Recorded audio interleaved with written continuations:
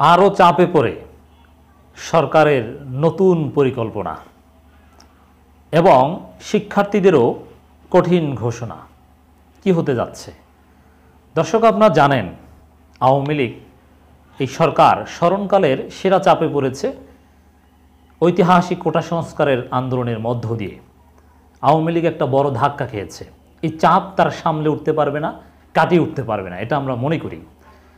কিন্তু ক্ষমতায় থাকতে আওয়ামী লীগ সরকার মারিয়া যে কোনো মূল্যে গণহত্যা চালিয়ে হোক আর যেভাবে হোক না কেন তারা ক্ষমতায় থাকতে চায়। যেহেতু একবার তাদের পরাজয় ঘটেছে, শিক্ষার্থীদের উপর গণহত্যা চালিয়েছে, এটা শিক্ষার্থীদের পরাজয় নয়, এটা আওয়ামী লীগের পরাজয়। এর বিচারের মুখোমুখি একদিন আওয়ামী লীগকে হতে হবে, সরকারকে হতে হবে। শিক্ষার্থীরা জীবন দিয়েছে, এই রক্ত কথা বলবে। শিক্ষার্থীরা তাদের অধিকার ধীরে ধীরে বুঝে নিচ্ছে, তাদের দাবি ধীরে ধীরে পূরণ হচ্ছে। যেগুলো সরকার দাবি পূরণ করবে না সেগুলো শিক্ষার্থীরা আদায় না করা পর্যন্ত আন্দোলন চালিয়ে যাবে বলে শিক্ষার্থীরা সর্বশেষ ঘোষণা দিয়েছে। তাদের 9 দফা, বিশেষ করে সন্ত্রাসমুক্ত ক্যাম্পাস এবং এই নিরীহ শিক্ষার্থীদের হত্যার বিচার যতক্ষণ পর্যন্ত না হবে ততক্ষণ পর্যন্ত তাদের আন্দোলন চলবে। মামলা দিয়ে ভয় দেখিয়ে শিক্ষার্থীদেরকে দমানো যাবে না বলে শিক্ষার্থীরা কঠিন ঘোষণা দিয়েছে। শিক্ষার্থীদের বৈষম্য বিরোধী শিক্ষার্থী আন্দোলন বা ছাত্র আন্দোলনের প্রকৃত ভয়েস যদি আপনারা শুনতে চান তাহলে কোনো টেলিভিশন চ্যানেলের খবর বিশ্বাস করবেন না।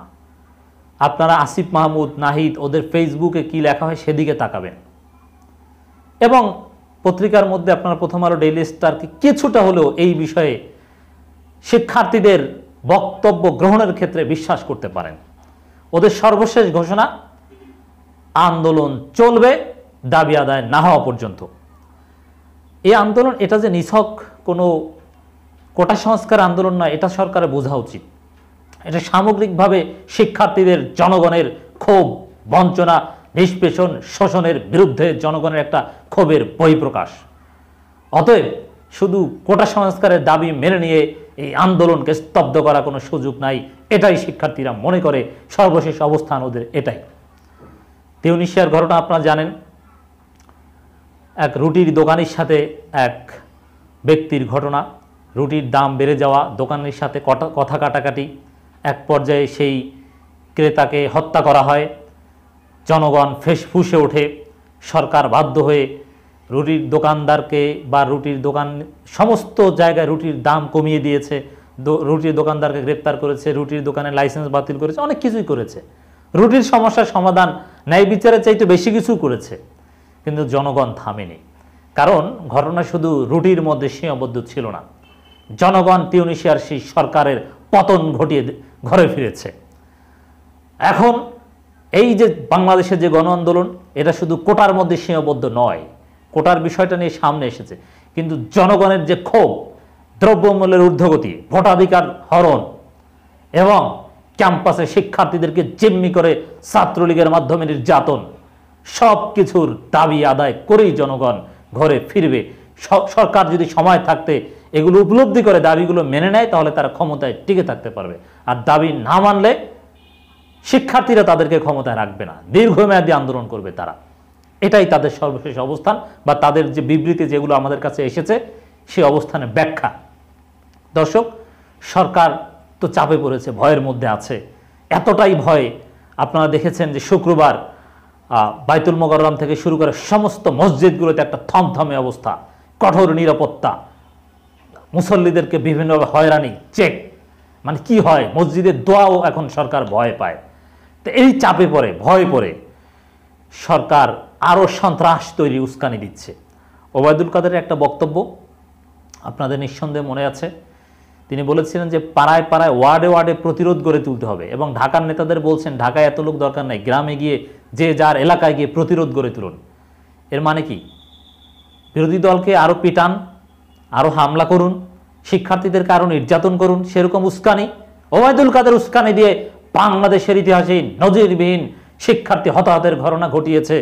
আবার ওই পাড়ায় পাড়ায় প্রতিরোধ গড়ে তোলার নির্দেশনা দিয়ে আর এক উস্কানি দিয়ে আর এক বিশৃঙ্খলার গ্রাউন্ড ওবায়দুল কাদের তৈরি করলেন। এবং সরকার যে ভয় আছে এবং এই জন্য আরো নতুন পরিকল্পনা করছে যে আন্দোলনকারীদের, সাধারণ শিক্ষার্থীদের, জনগণকে আরো ভয়ানকভাবে দমন পীড়ন করতে চায়, প্রতিরোধের নামে তাদের উপর হামলা করতে চায়, তাদেরকে পেটাতে চায়, শিক্ষার্থী ধরে ধরে নির্যাতন করতে চায়। তার একটা প্রমাণ পাওয়া গেছে মাননীয় স্বরাষ্ট্রমন্ত্রী একটা বক্তব্যে। দায়িত্বপ্রাপ্ত একজন মাননীয় মন্ত্রী হিসাবে তাকে আমরা মাননীয় বলছি, কিন্তু তিনি ব্যক্তি হিসাবে ভুল করছেন। শিক্ষার্থীরা তাকে এই পদে দেখতে চায় না, তার পদত্যাগ দাবি করছে। মাননীয় প্রধানমন্ত্রী উচিত, যদি শিক্ষার্থীদের দাবির প্রতি তার সহমর্মিতা থাকে, তাহলে স্বরাষ্ট্রমন্ত্রীকে সরিয়ে দেয়া। কি বলছে দেখেন, ঘুমিয়ে থাকলে চলবে না আওয়ামী লীগ নেতাকর্মীদের স্বরাষ্ট্রমন্ত্রী। পকেটে হাত দিয়ে বসে থাকলে ওরা ঘরে ঢুকে হামলা করবে। এর মানে কি? এটার অর্থ কি?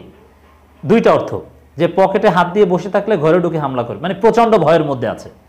আসলে শিক্ষার্থীরা ঘরে ঢুকে কাউকে হামলা করেনি, শিক্ষার্থীরা রাজপথে নির্যাতনের শিকার হয়েছে, তারা কারো উপর হামলা করেনি, তারা আত্মরক্ষার্থে দুই একটা ইট পাটকেল ছুঁড়েছে আর তাদেরকে গুলি করা হয়েছে। পকেটে হাত দিয়ে বসে থাকলে হবে না, এর মানে কি? আওয়ামী লীগ নেতাকর্মীদেরকে কি বোঝানো হচ্ছে? যে তোমরাও লাঠি নাও, তোমরাও পিটাও, তোমাদের কার্যালয়ে হামলা করেছে, তোমরা পাল্টা হামলা করো। না হলে কি, আইন শৃঙ্খলা রক্ষা করার দায়িত্ব পুলিশের। কোনো সন্ত্রাসীরা কোথাও হামলা করলে, কারো কার্যালয় পুড়িয়ে দিলে পুলিশ সেটা প্রোটেক্ট করবে। কিন্তু আওয়ামী লীগ ছাত্রলীগকে পকেটে হাত দিয়ে বসে থাকলে হবে না। হোয়াট ডাজ ইট মিন? এর মানে তাদেরকে লাঠি নিতে হবে, পাল্টা পেটাতে হবে, অর্থ কিন্তু এটাই। দর্শক, রংপুর আওয়ামী লীগ নেতাকর্মীদের উদ্দেশ্যে স্বরাষ্ট্রমন্ত্রী বলেন, পকেটে হাত রেখে ঘুমিয়ে থাকলে চলবে না, ওরা সুযোগ বুঝে ঘরে ঢুকে মেরে ফেলবে। আমাদের যা করার কথা ছিল তা করতে পারিনি। কি করার কথা ছিল? পাল্টা পুলিশ পেটানোর আগে আওয়ামী লীগ যেন পাল্টা পেটায়, সেটা উচিত ছিল। নাহলে এ ধরনের কথা কেন বলবেন? হ্যাঁ, এটাই সরকারের নতুন পরিকল্পনা। আমি এটাই বুঝাতে চাচ্ছি, সরকার এটাই করতে চাচ্ছে। কারণ পুলিশ দিয়ে, র্যাব দিয়ে, সেনাবাহিনী দিয়ে এভাবে নির্বিচারে হত্যায় আন্তর্জাতিকভাবে সরকার কঠিন প্রশ্নের মুখোমুখি হয়েছে। যদি এই কাজটা ছাত্রলীগ করতে পারত, ছাত্রলীগই যদি অতীতের বিভিন্ন সময়ের মতো আন্দোলনকারীদেরকে পিটিয়ে ক্যাম্পাসে বা হলে বা বাসায় ফিরিয়ে দিতে পারত, আন্দোলন দমন করতে পারত, তাহলে সরকারকে হয়তোবা এতটা ইমেজ সংকটে পড়তে হতো না।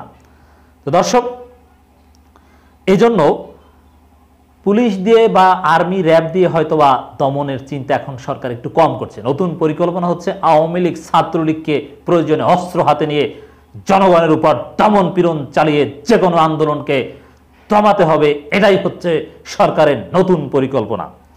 আমরা বলে দিতে চাই, এসব পরিকল্পনায় কাজ হবে না। শিক্ষার্থীরা তাদের দাবি আদায় না হওয়া পর্যন্ত নিয়মতান্ত্রিক, গণতান্ত্রিক, শান্তিপূর্ণ আন্দোলন করবে। তারা অস্ত্র হাতে নিবে না, তারা বিশৃঙ্খলা করবে না, সহিংসতা করবে না, ওবায়দুল কাদেরের মতো উস্কানি দেবে না, স্বরাষ্ট্রমন্ত্রীর মতো পরোক্ষ উস্কানি দেবে না। শিক্ষার্থীরা শান্তিপূর্ণ গণ আন্দোলন করবে। এটাই হচ্ছে বাস্তবতা। প্রয়োজনে তারা জীবন দেবে, শত শত, হাজার হাজার, তারপর সন্ত্রাসমুক্ত ক্যাম্পাস প্রতিষ্ঠা করে ছাড়বে। শিক্ষার্থীদের যে হত্যা করা হয়েছে তার বিচার আদায় করে ছাড়বে ইনশাআল্লাহ। এটাই শিক্ষার্থীদের ঘোষণা।